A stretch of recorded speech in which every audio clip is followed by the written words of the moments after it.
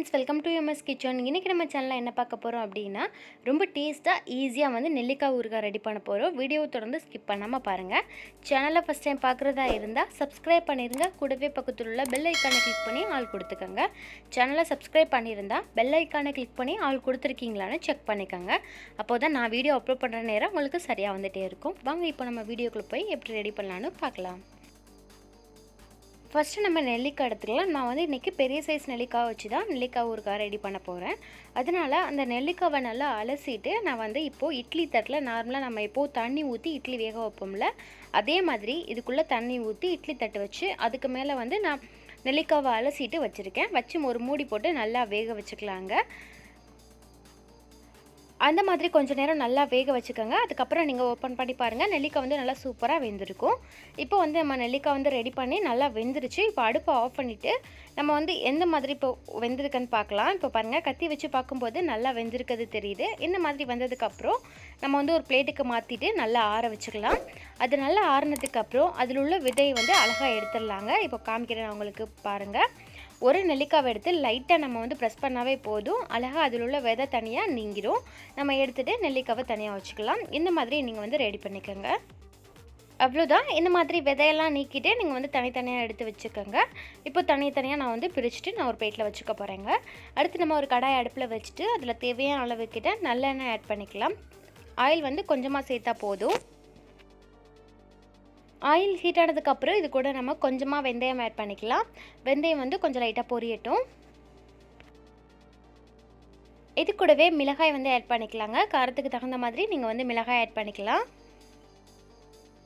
அவ்வளோதான். லைட்டாக ஹீட் பண்ணதுக்கப்புறம் நம்ம வந்து ஒரு மிக்ஸி ஜாரில் ஆட் பண்ணிவிட்டு இதை நல்லா பொடியாக நுணுக்கிக்கலாம். இப்போ பாருங்கள், இந்த மாதிரி பவுட்ரு பண்ணியாச்சு. இப்போ நம்ம இதை தனியாக வச்சுக்கலாங்க. இப்போ அடுத்து நம்ம ஒரு கடாயை அடுப்பில் வச்சுட்டு நல்லா ஹீட் பண்ணிக்கலாம். ஹீட் ஆனதுக்கப்புறம் இது கூட நல்லெண்ணெய் ஆட் பண்ணிக்கலாங்க. ஆயில் சேர்த்து ஆயில் வந்து நல்லா ஹீட் ஆகிருச்சு.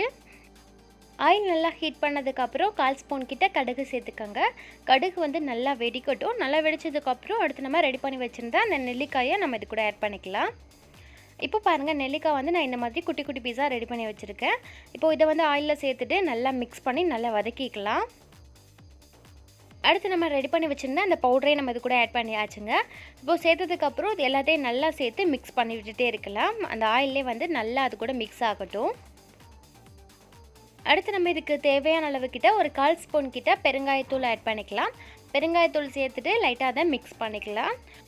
இப்போ இது கூட தேவையான அளவுக்கிட்ட நம்ம வந்து மிளகாய்த்தூள் ஆட் பண்ணிக்கலாங்க. நம்ம ஏற்கனவே மிளகாயை வந்து வறுத்துட்டு பவுடர் பண்ணி சேர்த்துருக்கோம். நீங்கள் வந்து காரத்துக்கு தகுந்த மாதிரி இது கூட மிளகாய்த்தூள் சேர்த்துக்கோங்க. மிளகாய்த்தூள் சேர்த்ததுக்கப்புறம் நல்லா மிக்ஸ் பண்ணிவிட்டு இதுக்கு தேவையான அளவுக்கிட்ட நம்ம வந்து உப்பு ஆட் பண்ணிக்கலாம். இப்போ உப்பு சேர்த்தாச்சு. இப்போ இது எல்லாத்தையும் திரும்பவும் நல்லா மிக்ஸ் பண்ணிக்கலாம். இது வந்து ஆயிலே வந்து நல்லா வதங்கணும். அந்தளவுக்கு நல்லா நம்ம இதை வதக்கிக்கலாம்.